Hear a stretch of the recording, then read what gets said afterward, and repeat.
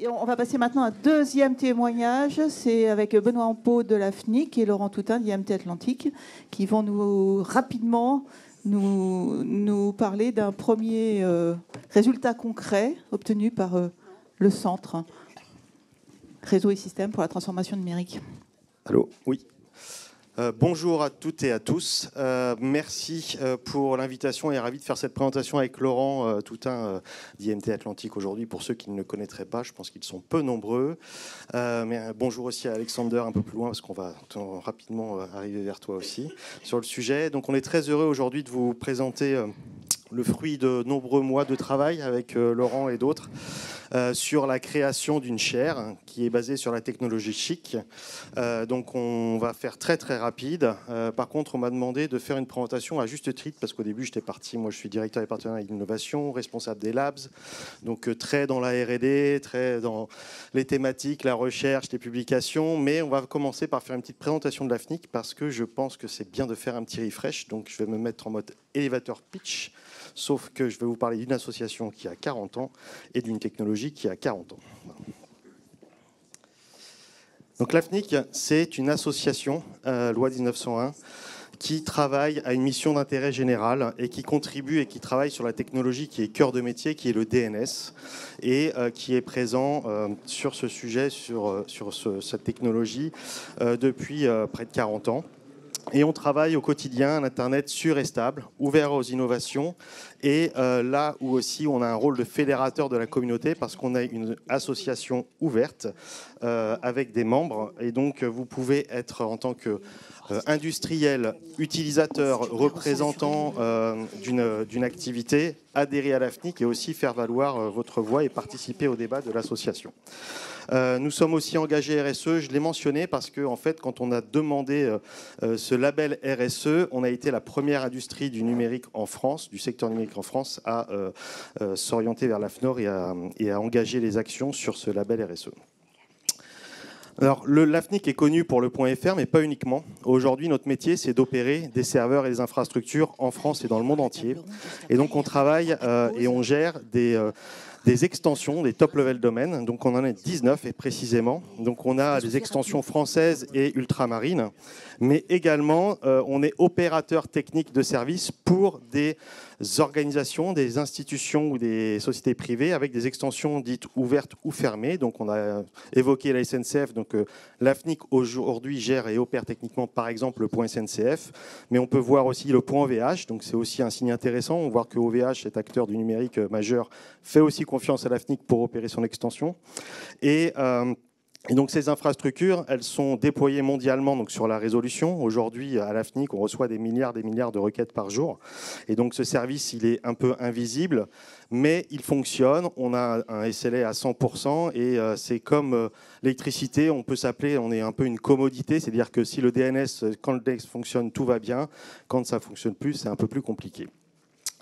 Et sur la partie dynamique et accompagnement au numérique, on a aussi beaucoup d'actions engagées vers les TPE, PME notamment pour combler et avancer sur le retard numérique français au global. Et donc, on a aujourd'hui l'accompagnement de plus de 20 000 entreprises TPE, PME par an pour leur présence en ligne, ce qu'on appelle présence en ligne en général. Voilà. Je ne vous lis pas le slide. Après, si vous avez des questions, n'hésitez pas.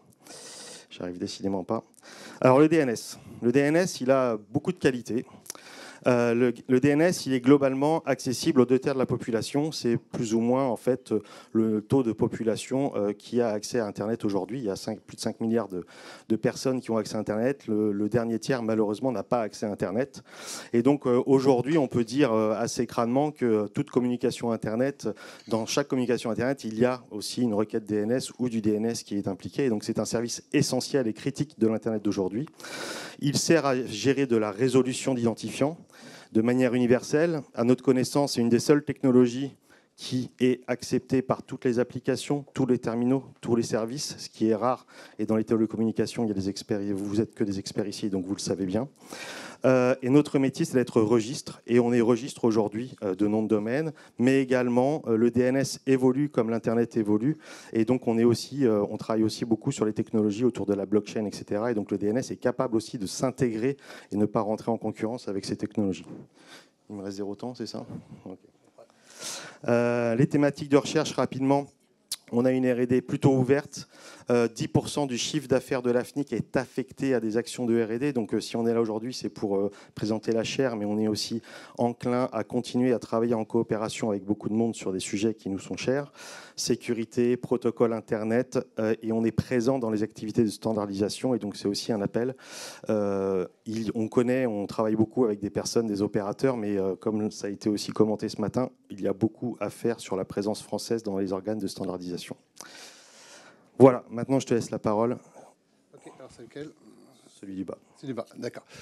Ok, merci et bonjour à tous. Donc je vais essayer de résumer 10 années de recherche et développement en 3 minutes. Mais bon, on est spécialiste de la compression, donc on va essayer. Donc l'idée, c'est un peu c'est une route qui est un peu sinueuse, un peu des fois pentue, mais elle a commencé il y a 10 ans. Quand on a découvert à l'IMT Atlantique une technologie qui s'appelait LoRaWAN, et donc on a vu tout son potentiel, mais avec notre expérience de l'Internet, on sait que l'Internet, en gros, l'IP, c'est un intégrateur et qui ramène tout à lui. Et on a vu que cette technologie était, donc LoRaWAN ou Sigfox, était complètement isolée de l'Internet. Et donc on a commencé à réfléchir, voir comment on pouvait intégrer. Donc les premières idées sont arrivées. Et puis, donc, il a fallu sauter le pas pour arriver à pousser ces idées. Donc, on a eu 2 actions. La première, ça a été de créer donc, une société qui s'appelle Aclio. Donc, Alexander Peloff était le CEO. Et donc, aussi d'aller directement en standardisation à l'IETF pour pousser cette technologie. Alors, l'IETF, c'est un acronyme qu'on n'a pas beaucoup entendu aujourd'hui, mais c'est un acteur clé au niveau de la standardisation. L'IETF est au croisement de tous les autres organismes de standardisation. Donc si on arrive à pousser un standard dans cet organisme, il y a de grandes chances qu'il se retrouve dans d'autres technologies, genre le 3GPP. Donc pour faire court, on a, au bout de 3-4 ans, eu les premiers standards. Et le deuxième effort, ça a été de pousser ces standards dans d'autres organismes, en particulier donc, au sein de la LoRa Alliance, et aussi au niveau de l'IEC, pour mettre ce standard dans tout ce qui est relevé de compteurs électriques. Et donc, on a réussi à faire ça. Et donc, il y a 1 an ou 2, Aclio a été acquis par Actility. Et un des gros succès, donc, c'est le développement de compteurs électriques avec 7 millions de compteurs de gaz, avec 7 millions de compteurs qui sont déployés en Italie et en Grèce. Et ça n'aurait pas été possible sans la technologie que l'on a déployée. Donc le futur, maintenant, c'est d'aller plus loin, de pousser cette technologie dans d'autres secteurs. Donc il y en a comme la voiture électrique, la recharge de la voiture électrique. Il y a aussi le bâtiment intelligent. Un autre secteur qui est très intéressant, c'est tout ce qui est, Daniel en parlait tout à l'heure, c'est tout ce qui est communication sous l'eau. Donc là où on a des débits qui sont très faibles, mais qui ressemblent un peu à un réseau Sigfox, un tout petit peu plus lent. Et donc là, il n'y a dans ce domaine aucune standardisation. Chaque fabricant de modem a sa propre technologie, sa propre représentation des données. Et donc si on veut déployer ce genre de réseau, il faut aller vers plus de standards. L'autre point, donc, c'est aussi d'aller vers d'autres standards dont on a parlé aujourd'hui, comme le 3GPP. Donc, Chic est déjà présent, par exemple, en 4G. Aclio a fait pas mal de démonstrateurs autour de l'Internet des objets et de Chic, et ça apporte énormément d'avantages pour la sécurité des communications. Dans le cœur de réseau, en 5G, on a une thèse financée par le PEPR 5G Réseau du futur qui nous a permis de mettre Chic dans un cœur de réseau 5G. Et puis, il y a des travaux en ce moment au niveau de la 6G pour tout ce qui est ambient IoT et autres pour intégrer Chic. Donc voilà en gros l'idée. Donc maintenant, tout ce parcours de 10 ans, on l'a résumé ici aussi au niveau de la chaire Chic. Et donc le but, c'est de mettre tous ces acteurs qui nous ont aidés, qui on a rencontrés pendant toutes ces années, pour donc arriver à promouvoir le standard Chic, mais pas uniquement le standard Chic. C'est vraiment faire des systèmes interopérables à faible coût. Donc généralement, l'interopérabilité, ça coûte cher. Ça fait des gros volumes de données, ça consomme beaucoup d'énergie. Et donc là, toute la technologie qu'on a développée permettent de condenser tous ces messages et rester donc interopérables dans des réseaux qui ont des capacités limitées.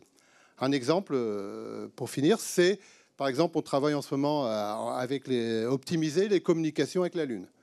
Donc on est dans les groupes de travail de l'IETF qui travaillent sur IP, sur des protocoles comme CCSDS. Et grâce à Chic, on a donc une optimisation de la bande passante pour permettre donc d'avoir plus de données utiles et moins de données de signalisation. Donc voilà, donc si vous voulez nous rejoindre dans cette chaire, vous êtes dans le bienvenus. Cadre du centre. Dans le cadre du centre, évidemment. Et donc on peut en discuter. Oui, bien sûr. Donc, mais je crois que Benoît l'a dit, c'est-à-dire que la décision de faire la chaire Chic était liée au fait que donc l'univers allait s'étendre grâce au centre. D'accord. Merci beaucoup Benoît et Laurent. Alors ce que je propose là, on va installer voilà, si vous avez des réactions, des questions, on peut faire ça pendant que il va y avoir voilà, des sièges qui vont être installés pour la table ronde. Pendant ce temps-là, on peut voilà, Benoît et Laurent peuvent réagir à peuvent répondre à différentes réactions ou questions. Pas de question. Le chic à la française s'exporte bien. J'ai une petite question. La chaire Chic, elle existe? Elle est lancée? Oui, depuis le 1er janvier. Depuis le 1er janvier, effectivement. Le premier comité. Tout à fait. Oui. Vous avez mentionné Ambient IoT au 3GPP. Qu'est-ce que la chaire a fait concrètement? Donc, la chaire en elle-même n'a rien fait sur ce point. Ce qu'il y a, c'est qu'on a un standard qui s'appelle Chic, qui est à l'IETF, qui est étudié par des industriels. Et en ce moment, au 3GPP, il y a des discussions donc pour savoir à quel niveau intégrer Chic. L'idée, c'est surtout pour la fragmentation, c'est-à-dire arriver, comme on a des objets qui ont très peu de débit, eh bien, ça fait maintenir des contextes très longtemps. Et donc, au lieu d'avoir ce contexte dans le cœur du réseau, c'est de le mettre au niveau du fragmenteur. Et vous comptez participer ou... Alors, c'est le problème du 3GPP, c'est-à-dire que nous, à l'IETF, on peut facilement le faire. On a réussi à établir ce réseau de confiance qui nous permet d'aller proposer des standards sans trop de problèmes. 3GPP, c'est plus une démarche industrielle. Donc, on est prêt à accompagner les industriels dans cette démarche.